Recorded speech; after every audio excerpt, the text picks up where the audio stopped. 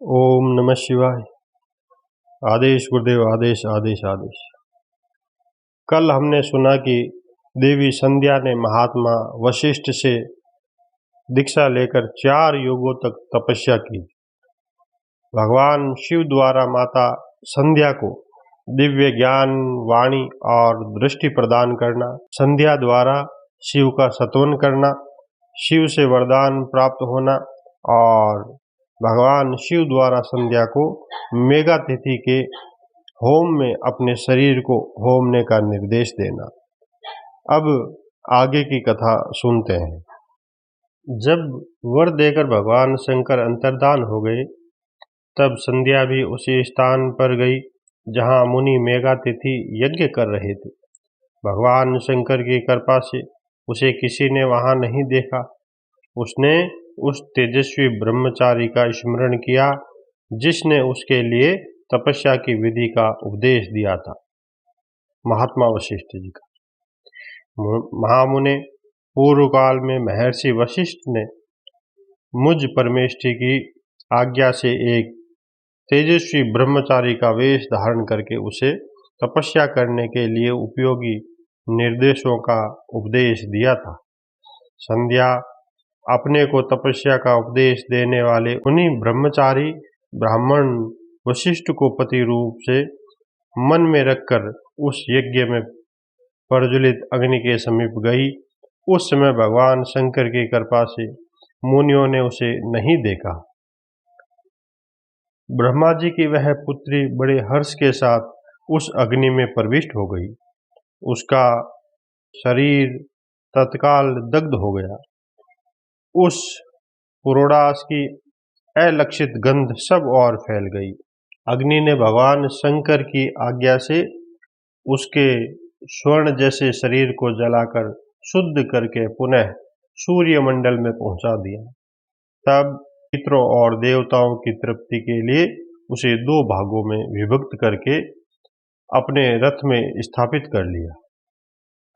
मुनीश्वर, उसके शरीर का ऊपरी भाग प्रातः संध्या हुआ, जो दिन और रात के बीच में पड़ने वाली आदि संध्या है, तथा उसके शरीर का शेष भाग साय संध्या हुआ, जो दिन और रात के मध्य में होने वाली अंतिम संध्या है।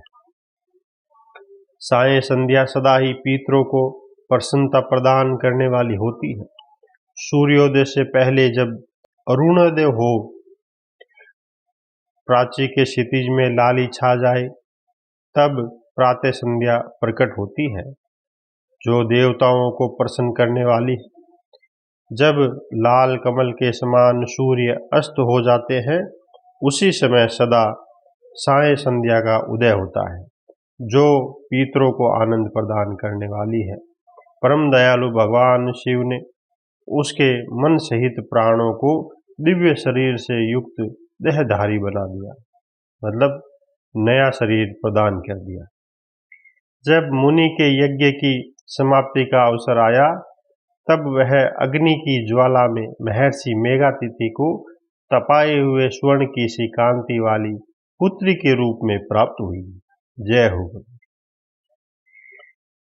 मुनि ने बड़े आमोद के साथ उस पुत्री को ग्रहण किया। मुने, उन्होंने यज्ञ के लिए उसे नहलाकर अपनी गोद में बिठा लिया।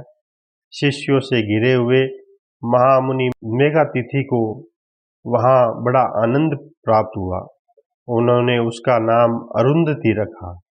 वह किसी भी कारण से धर्म का अवरोध नहीं करती थी, अतः इसी गुण के कारण उसने स्वयं यह त्रिभुवन विख्यात नाम प्राप्त किया।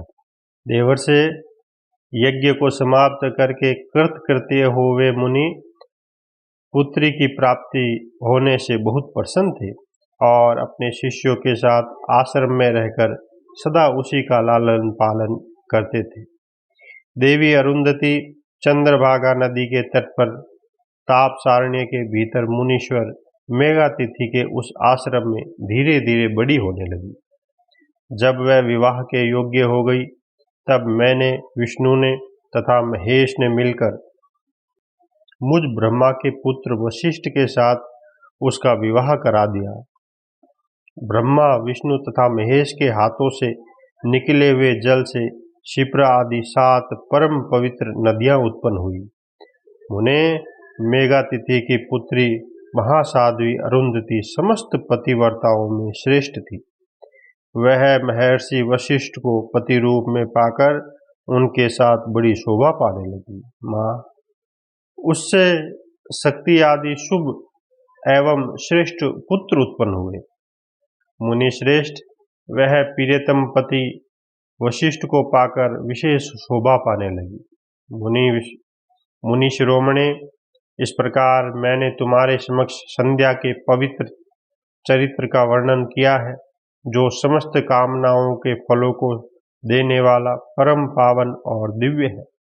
जो स्त्री या शुभ व्रत का आचरण करने वाला पुरुष इस प्रसंग को सुनता है, वह संपूर्ण कामनाओं को प्राप्त कर लेता है। इसमें अन्यथा विचार करने की आवश्यकता नहीं है। बोले भोलेनाथ शिव शंभु प्रभु की जय। माता पार्वती मैया की जय। माता सती अरुंधति मैया की जय। आदेश गुरुदेव आदेश आदेश आदेश।